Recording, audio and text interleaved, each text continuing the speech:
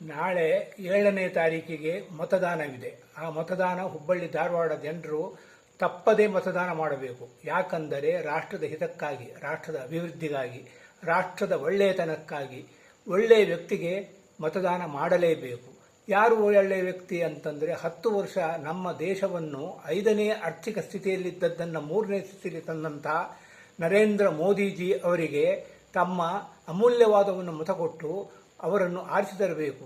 ನಾವು BJPಗೆ ಕೊಡಿ ಅಂತ ಕೇಳ್ತಾ ಇಲ್ಲ. ನಾವು ಕೇಳ್ತಾ ಇರೋದು ನರೇಂದ್ರ ಮೋದಿ ಇನ್ನೂ 5 ವರ್ಷ ನಮ್ಮ ದೇಶದ ಪ್ರಧಾನಿ ಆಗಬೇಕು ಅನ್ನುವಂಥ ಇಚ್ಛೆ ನಮಗೆಲ್ಲರಿಗೂ ಇದೆ.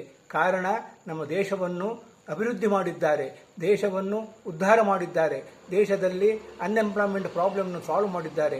ಮೆಟ್ರೋ ಆಗಲಿ, ರೋಡ್ ಆಗಲಿ, ಏರ್ಪೋರ್ಟ್ ಆಗಲಿ, ಟ್ರೈನ್ಗಳನ್ನಾಗಲಿ ಇದನ್ನೆಲ್ಲ ಮಾಡಿದಂಥ ವ್ಯಕ್ತಿ ಯಾರು ಅಂತಂದರೆ ಮೋದಿ ಬಿಟ್ಟರೆ ಕಾಂಗ್ರೆಸ್ನವರು 60 ವರ್ಷ ಏನು ಮಾಡಿದ್ದಾರೆ ಅಂತಂದರೆ ಬರೀ ಜಗಳ ಆಡಿಕೊಂಡು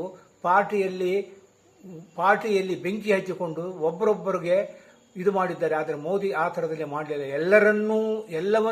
ಎಲ್ಲ ಧರ್ಮದವರನ್ನು ಸೇರಿಸಿಕೊಂಡು ತಾವು ಮುಂದೆ ನಡೆದಿದ್ದಾರೆ. ಹೀಗಾಗಿ ಮೋದಿಗೆ ತಮ್ಮೆಲ್ಲರ ಅಮೂಲ್ಯ ಮತವನ್ನು 7ನೇ ತಾರೀಕು ತಪ್ಪದೆ ಕೊಡಿ ಅಂತ ಒಂದು ಸೀನಿಯರ್ ಸಿಟಿಜನ್ ಆಗಿ ನಾನು ನಿಮಗೆಲ್ಲರಿಗೂ ಕೇಳಿಕೊಳ್ಳುತ್ತಾ ಇದ್ದೇನೆ. ಧನ್ಯವಾದಗಳು.